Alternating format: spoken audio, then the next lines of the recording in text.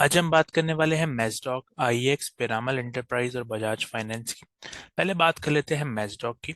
अगर आप प्राइस देखें, मैज़डॉक का डेली चार्ट है। प्राइस के क्लियरली एक सप्लाई और डिमांड जोन के बीच में ट्रेड कर रही है, इसीलिए ये काफ़ी नैरो रेंज में ट्रेड कर रही है और डे बाई डे इसकी रेंज छोटी होती जा रही है। अब हमें एक क्लियर डिमांड दिख रही है जो अराउंड 1820 लेवल पे है। और अगर हम एक बार डेली पिवट्स पे देखिए, इसको हम चेंज कर लेते हैं और हम 5 मिनट में आ जाते हैं। अब हम इसके डेली लेवल्स जो है वो एक बार देख लेते हैं। अगर आप आज का प्राइस एक्शन देखिए तो यहाँ पे क्लियरली एक डिसेंडिंग पिवट्स है जो डेली के पिवट्स हैं, और यही प्राइस इसी पिवट से रिजेक्शन लेके इस एरिया में रहा था। ओवरऑल काफी नैरो प्राइस एक्शन रेंज है, और अगर इस जोन में आता है कल को प्राइस एक नैरो पिवट हो सकती है और वहां पे हमें एक ट्रेंडिंग डे मिल पाएगा। तो हमें देखना है कि कल इस डिमांड से ये जो R1 रहता है फॉर द डे वो ब्रेक करता है कि नहीं। और अगर वो इसी जो ये रेंज है अराउंड 1856 टू ये इस रेंज के बाहर आता है तो हमें कुछ मोमेंटम इस स्टॉक में मिलेगा, और ये मोमेंटम हमें इस डिमांड जोन से मिल सकता है। तो हम वेट करेंगे इस डिमांड जोन से कोई मोमेंटम आने का, तब तक हम इसमें कुछ एंट्री नहीं लेंगे। तो अब बात कर लेते हैं हमारे दूसरे स्टॉक जो है आईएक्स। आईएक्स भी ओवरऑल अगर आप देखें, यहाँ पे भी अभी डिसेंडिंग पिवट्स है। अगर आप आज देखिए कि प्राइस पिवट्स के और जो R1 फॉर द डे है उसी के बीच में ट्रेड करता रहा, कोई मेजर मोमेंटम यहाँ पे नहीं आया। और ये जो प्राइस एक्शन है जो ऊपर जा रहा है, ये भी काफी slow and steady price action है जो क्लियरली बुलिश नहीं है मेरे हिसाब से। और अगर कल यहाँ R1 जो होता है, R1 फॉर द डे, वो ब्रेक होता है तो ही थोड़ा मोमेंटम होगा, बट ओवरऑल ये एक बेयरिश प्राइस एक्शन है। अगर हम इसके लंबे टाइम की बात करें, तो हम एक बार 1 आवर में आ जाते हैं। तो 1 आवर में भी अभी जो ये प्राइस एक्शन है ये कोई इतना स्ट्रॉन्ग प्राइस एक्शन नहीं है, और इसमें और नीचे के लेवल्स आ सकते हैं। तो मे बी हम इसमें सेल साइड ही देखेंगे, अनलेस एंड अनटिल ये टॉप में इस एरिया को ब्रेक कर देता है तो फिर कुछ हम अपना व्यू बदल देंगे, बट एज ऑफ नाउ ये वीक ही है हमारे लिए, और कोई मेजर मोमेंटम इसमें लग नहीं रहा। ओवरऑल अगर देखें काफी टाइम से स्टॉक एक रेंज में ही रह रहा है, तो इसमें भी कोई ट्रेडिंग अपॉर्चुनिटी ऐसे अवेलेबल नहीं है। अब बात करते हैं पिरामल की। तो पिरामल में आज अच्छा मोमेंटम आया। लास्ट एनालिसिस हम कह रहे थे कि ये जो यहाँ से हमें एक स्ट्रॉन्ग अप मूव मिला था 1030 से 1108 लेवल पे, और फिर इस जोन से प्राइस ने जो एक सप्लाई जोन था वहीं से प्राइस रिएक्ट किया था। बट आज जो ये मूव मिला है ये फिर से हमें इसमें एक स्मॉल करेक्शन एक्सपेक्ट कर रहे हैं, बट ये मूव भी काफी स्ट्रॉन्ग मिला है हमें।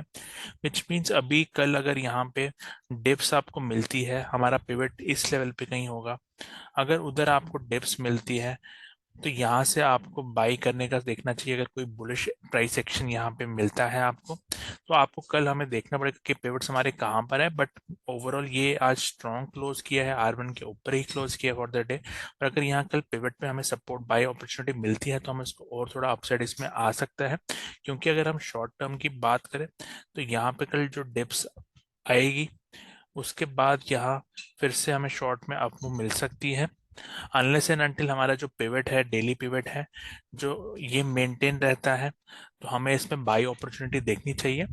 और अगर कोई भी सेल साइड एंट्री आपको चाहिए तो कल के जो पिवट्स होंगे उसके नीचे अगर प्राइस क्लोज करे, या ये जो डिमांड जोन है इस लेवल पे अगर इस एरिया के नीचे प्राइस ट्रेड करने लगे, ये जोन है अराउंड 1052 और 107, तो वहीं पे हम अपना सेल पोजीशन कुछ देख पाएंगे। वरना एज ऑफ नाउ इसमें यहाँ से एक करेक्शन और अपसेट और फिर इसमें एक सेल साइड एंट्री मिल सकती है। तो ये मे बी अप मूव के बाद होगा ऐसा, बट तब तक हमें एक अप और मिल सकता है। तो आगे बात करते हैं हमारे लास्ट स्टॉक जो है बजाज फाइनेंस की। अगर आप बजाज फाइनेंस का भी चार्ट देखें तो प्राइस एक क्लियरली एक सप्लाई और डिमांड के बीच में ही रह रहा है। ये जो टॉप में है 70 to 60 का एरिया, ये एक सप्लाई जोन है जो फ्राइडे को भी वर्क किया, वहां से प्राइस एक डिमांड जोन भी आई, यहाँ से फिर से प्राइस अपसाइड जा रही है। अब आप देख सकते क्लियरली एक सप्लाई और डिमांड के बीच में प्राइस एक रेंज में ही है। ओवरऑल यहाँ पे भी अगर आप देखें पिवट्स असेंडिंग है जो डेली पिवट्स है, तो तभी ये मतलब जो ट्रेंड इसको बोलते हैं, तो ट्रेंड इसमें अप है शॉर्ट में, क्योंकि आप देख रहे हैं कि कंटिन्यूसली पिवट्स अप से मतलब असेंडिंग बन रहे हैं, और हमने अक्सर बात की है कि अगर असेंडिंग पिवट्स होते हैं तो ट्रेंड अप होता है। अब यहाँ पे जो हमें मतलब शॉर्ट नेक्स्ट वेव लग रही है, तो अगर हम इसकी बात करें तो हमारे पास एक बार मैं इसका वेव बना लेता हूँ। तो हमारी ये यहाँ से ए, फिर ये हमारी जो ये अप मूव है ये मे बी बी है, और फिर यहाँ पे एक फॉल एक्सपेक्ट कर रहे हैं हम सी का। तो मे बी कल यहाँ पे थोड़ा फॉल आ सकता है इस लेवल के नीचे, जो है 7135। बट इसके बाद आपको फिर से एक अपसाइड मिल सकता है। मतलब एक फॉल आएगा और फिर से प्राइस ऊपर की ओर ही जाएगी। तो मूव वो कैसा रहेगा, यहाँ पे आप कुछ ऐसा एक मूव मिल सकता है, और इसके बाद आपको फिर से ये अपसाइड मिल सकता है स्टॉक ऊपर की तरफ। बट आपको एक चीज़ ध्यान रखनी चाहिए कि ये टॉप में एक ट्रेंड लाइन आ रही है, उसको हम बात कर लेते हैं, जो एक इस रेजिस्टेंस का काम कर सकती है। अगर हम ये बात करें तो हमारे टॉप में एक ट्रेंड लाइन भी आ रही है, जो एक रेजिस्टेंस प्रूव कर सकती है स्टॉक के लिए।